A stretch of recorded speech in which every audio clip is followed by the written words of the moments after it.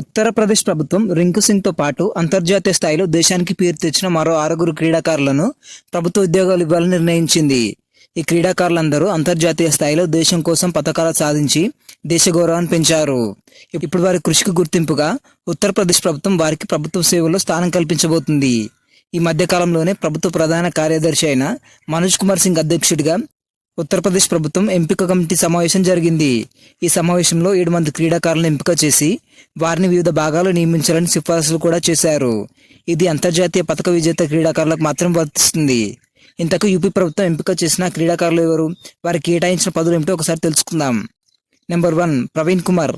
ఈయన ఒక para athlete. ఇతనికి హోం విభాగంలో డిప్యూటీ ఎస్పీగా నియమించారు. నెంబర్ 2 రాజ్ కుమార్ పాల్. ఈయన ఒక గొప్ప హాకీ క్రీడాకారుడు. ఈయన కూడా హోం విభాగంలో డిప్యూటీ ఎస్పీగా నియమించారు.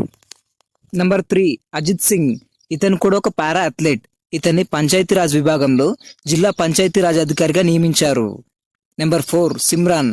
ఈమె కూడా ఒక రన్నింగ్ పారా అథ్లెట్. ఈమెని పంచాయతీరాజ్ విభాగంలో జిల్లా పంచాయతీరాజ్ అధికారిగా నియమించారు.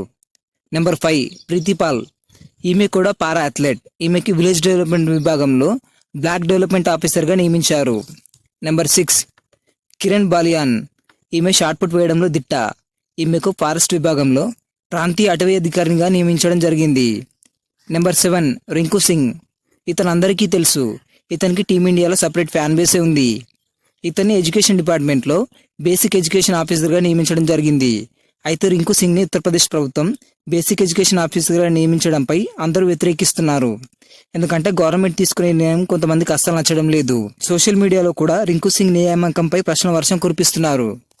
అయితే రింకు సింగ్ కేవలం 9వ తరగతి మాత్రమే పాస్ అవ్వడంతో అతను బేసిక్ ఎడ్యుకేషన్ ఆఫీసర్గా ఎలా నియమిస్తారని క్వశ్చన్స్ వేస్తున్నారు. టాపిక్ పై ఒక నెటిజన్ చేసిన కామెంట్ ఇప్పుడు వైరల్ గా మారింది. అదేంటంటే మాకు ఎన్ని డిగ్రీలు ఉన్నప్పటికీ కూడా తక్కువ చదువుకున్న వారే ఇప్పుడు అర్హులుగా అన్నట్లు అనిపిస్తుంది. డిగ్రీ శిక్షణ ఉన్నప్పటికీ కూడా నిరుద్యోగులు ఉద్యోగాల కోసం దెబ్బలు తింటున్నారు. తక్కువ చదువుకున్న వారే అధికారి పదవికి అర్హులేమో. ఇంకా నయం, ఆయన్నే క్రీడా మంత్రిగా చేస్తుంటే బాగుండేది. 9వ తరగతి పాస్ అయిన వ్యక్తిని బేసిక్ ఎడ్యుకేషన్ ఆఫీసర్గా నియమించడం ఆ విద్యనే అవమానించడం అని రాసుకొచ్చాడు. ఇదే విధంగా చాలా మంది రింకు సింగ్ ఉద్యోగానికి వ్యతిరేకంగా నినాదాలు చేయడం, సోషల్ మీడియాలో పోస్టులు పెట్టడం ఇప్పుడు వైరల్ గా మారింది. అయితే ఈ విషయంపై విద్యాశాఖ డైరెక్టరేట్ మాట్లాడుతూ అంతర్జాతీయ పతక విజేతల ప్రత్యక్ష నియామక నియమావళి 2022 ప్రకారం మాత్రమే బేసిక్ ఎడ్యుకేషన్ ఆఫీసర్గా నియమించడం జరిగిందని తెలిపింది. మరియు రింకు సింగ్ ని ఎడ్యుకేషన్ ఆఫీసర్గా నియమిస్తూ యూపీ ప్రభుత్వం తీసుకునే నిర్ణయం సరైనదా కాదా, మీకేమనిపిస్తుందో కమెంట్ చేయండి. ఈ వీడియో నచ్చినట్లయితే లైక్ చేయండి. మరిన్ని అప్డేట్స్ కోసం మన ఛానల్ని సబ్స్క్రైబ్ చేసుకోండి.